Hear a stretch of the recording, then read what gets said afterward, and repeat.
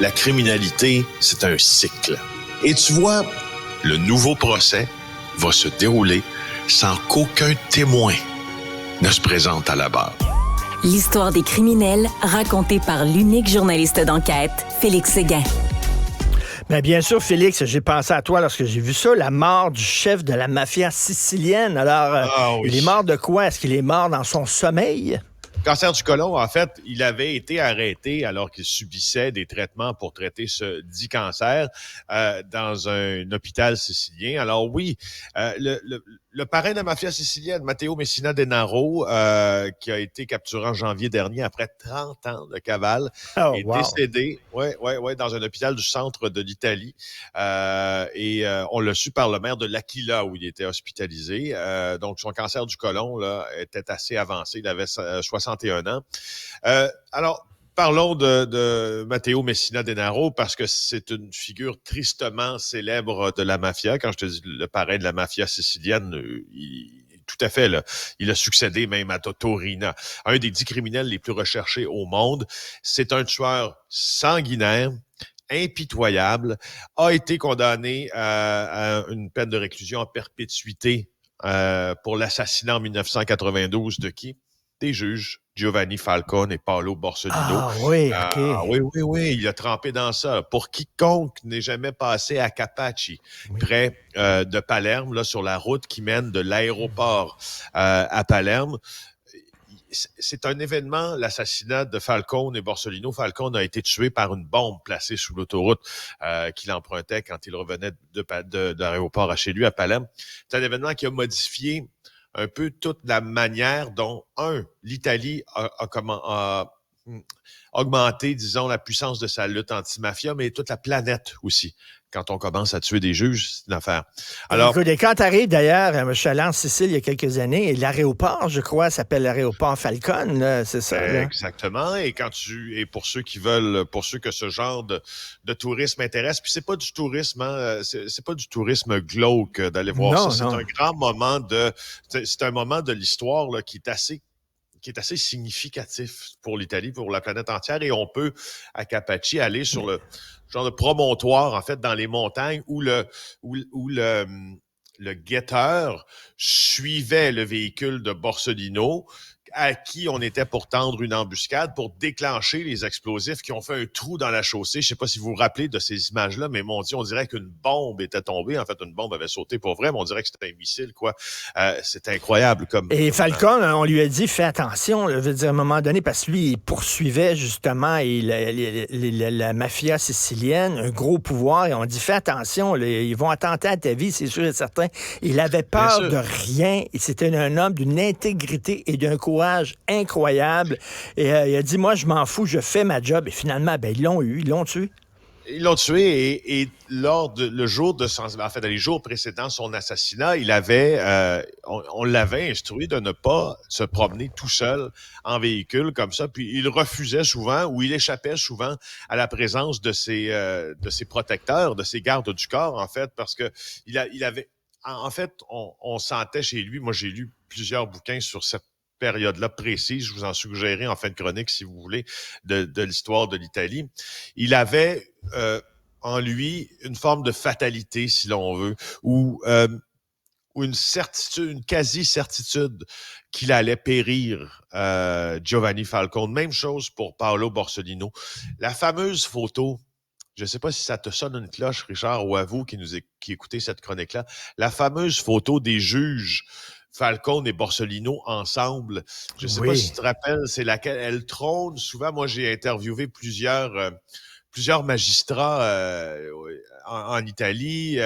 Je me rappelle, j'en ai interviewé à Palerme, j'en ai interviewé à Reggio de Calabre, j'en ai et puis pas dans chaque bureau de juge, mais dans tous ceux que j'ai vus, en tout cas, trône cette photo de ces deux magistrats-là pour que leur mémoire reste intacte. On leur vénère une forme de culte, presque. On les vénère dans une forme de culte. Le chef de la mafia sicilienne qui est mort, tu dis, ça faisait 30 ans qu'il était en cavale. Veux-tu bien me dire comment ça se fait qu'il n'y avait pas mis la main dessus?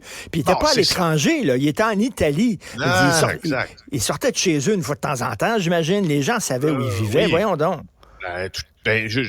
Honnêtement, tout le monde pense que oui, parce qu'il avait, mais en plus de ça, tu vas me dire, aux surprises, une maîtresse chez qui il se rendait, c'était un homme, entre guillemets, à femme. On le croyait, certains l'ont cru à l'étranger, on l'a vu en Amérique du Sud, on pensait, mais non, il était dans un petit appartement assez confortable, d'un petit village de l'ouest de la Sicile, sous un faux nom, se faisant passer pour un médecin. Il sortait pour faire des courses, il allait au café, il allait se promener avec sa maîtresse, je l'ai dit, avec sa famille, avec ses amis. Il s'est fait attraper presque par hasard parce que plaçant un micro dans un pied de chaise chez sa sœur, les enquêteurs ont trouvé une preuve que il avait un cancer du côlon, donc un rapport médical. Enfin, il a recoupé des données des hôpitaux pour le localiser.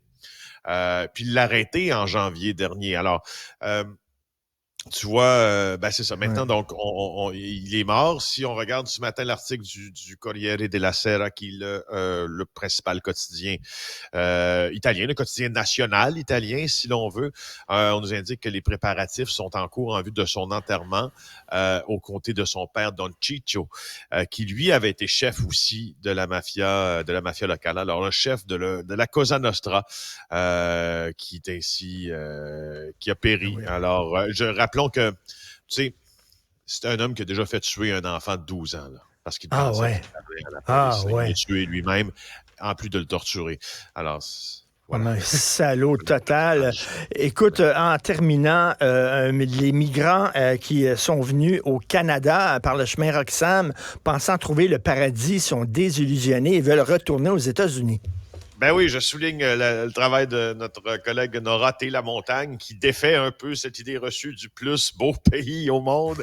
Alors, oui, écoute, c'est impressionnant ce qu'elle a fait. Elle a suivi un migrant qui est arrivé par le chemin Roxham qui a préféré retourner illégalement aux États-Unis plutôt que de continuer à vivre misérablement ici, dans un studio complètement décrépit de Montréal. Les photos sont bonnes aussi.